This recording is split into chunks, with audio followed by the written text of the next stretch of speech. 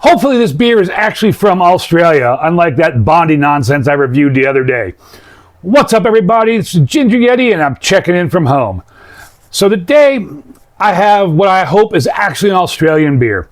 Because if you watched my review on the Bondi Australian ginger beer, that was not from Australia at all. That was brewed in Canal, Winchester, Ohio. Really bummed about that. But what I have here is supposedly from Australia. This is the sparkling ale from Coopers. Coopers is considered a macro brewery in Australia. It's from South Australia. And before we talk about the beer, there's a little blurb I'd like to read to you about the brewery, because I thought it was pretty interesting. So, as I keep getting pop-ups all of a sudden on Untappd, what would a cobbler, stonemason, or dairyman know about brewing beer? The Coopers beer story began in a newly established colony with a brilliant accident. After turning his hand to a number of trades, Thomas Cooper discovered his talent as a brewer by accident when he created his first batch of beer as a tonic for his ailing wife, Anne.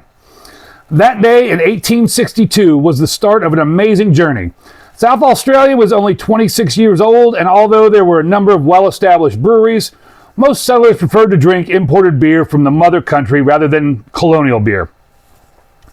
Thomas Cooper saw the opportunity to create a beer that was free from the peculiar flavor of colonial ales. He would introduce an all-natural beer from the very best ingredients. So over 150 years, Coopers have survived economic recessions, wars, government imposts, changing fashions, and a hostile takeover bid. That's awesome. Today, Coopers stands proudly as the sole major brewer 100% owned by Australians and holds over 5% of the Australian beer market. That's pretty good there. The descendants of Thomas Cooper still run the brewery, and it's an everyday occurrence to meet a Cooper at Regency Park. So rest assured, Coopers Brewery is in the hands of those who have the same values as Thomas Cooper. Successive Coopers have never lost sight of Thomas's vision of providing value and quality in the form of healthy beer for an appreciative public, and we intend to continue that tradition. And that's pretty cool there. I mean, that brewery is well over 150 years old now. That's cool. Hopefully this is actually still brewed in Australia and not one of those weird things where it's marketed as being Australia but brewed somewhere in the States for distribution. And there is a little bit I want to read about the beer itself once we start talking about the beer. If I can find it here. Should have had this pulled up on a separate window, but let's look at the beer here. So she's got this like paper label, this round circle right here. I'll put a picture of it up there in the video. And it says, Australian made and owned, Coopers Brewery, sparkling ale, bottle fermented, family brewed, no additives or preservatives, established 1862. And on the back, if I can read it, it says, this naturally conditioned ale is cloudy in appearance with a delicious malty palate and a well-balanced after bitterness. Coopers Sparkling Ale, 5.8% ABV. That's pretty much, for our distinctive taste, gently rolled bottle. That's good to know. I'm glad they put those instructions on there. And there is a best before date of June 11th, 2027. So this beer must either be super fresh from Halftime Beverage, and that's where I bought it from, was Halftime Beverage, or it lasts a pretty long time. So I'll give it a gentle little roll here. Like I said, I bought this at Halftime Beverage, paid $3.99 for it, and there was a little blurb on Untappd about the beer itself I wanted to read, because you all love hearing me read. The pinnacle of the brewer's craft, the ale by which all others should be measured. With its famous cloudy sediment and its distinctive balance of malt, hops, and fruity character, the Old Red Label is a tasty slice of Cooper's history. That's some bold words there. The ale by which all others should be measured. We're about to find out. So let's get this on into the glass here. Let's get it opened up. On Untappd, let's get to 3.22 with over 41,000 check-ins. On Beer Advocate, it received an 81 good with over 700 check-ins. And the aggregate score of Beer Advocate was a 3.58, quite a bit higher than what Untappd gives it. Get this poured out into the glass. Hopefully I rolled it enough. Get all that sediment in there. Get a nose on it.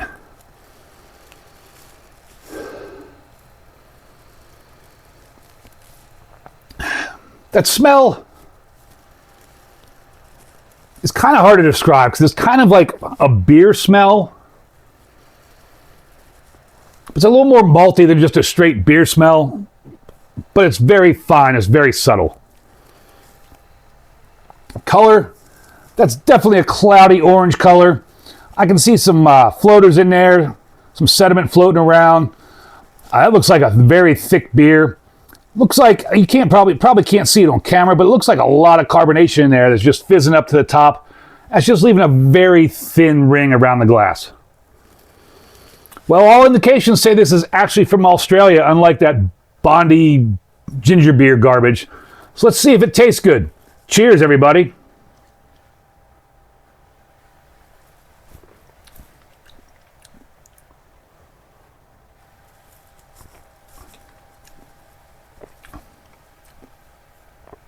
It is light to medium bodied. There's a lot of carbonation in there. It's not over the top carbonation. It's not at the point where I don't like it because of the carbonation like some of those Belgian beers can be. But there was a ton of carbonation in this.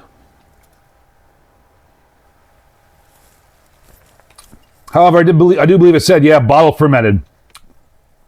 Ton of carbonation.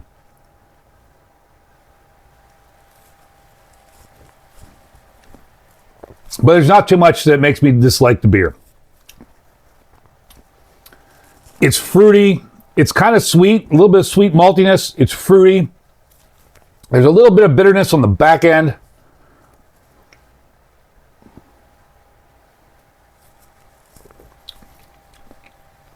And this does kind of remind me of some of those Belgian beers, like Belgian blondes and things.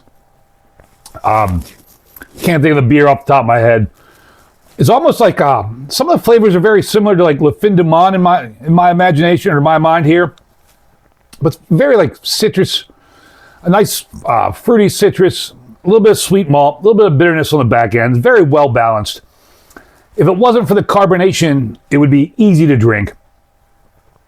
I don't think I could drink a lot of these because of the carbonation, but it's a pretty tasty beer. If it wasn't for the carbonation, I'd probably give it a higher rating than I am. But this is still a really good beer. You don't notice the 5.8% alcohol. There's that carbonation already. So I give Coopers Sparkling Ale, I'll give it a big horns up. I probably would have rated it a little higher if that carbonation was a little less. But this is still a tasty beer. And maybe this beer is just super fresh. Because again, that bottle date says best before June 11th of 2027. That's over a year from the date I'm recording this. So maybe that the bottle sat a little longer, maybe that carbonation would mellow out some. It's still a tasty beer. I highly suggest you trying this beer if you can find it. I think I had this like 10 or 15 years ago in some beer club I was part of. Not the Rare Beer Club, but something else.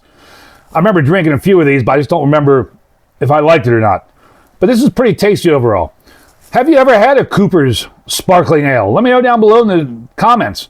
Thank you all for watching. I really appreciate it. Testing out this new microphone, trying to get it dialed in. Hopefully this video sounds better than a lot of them I've done recently. And as always, embrace the adventure.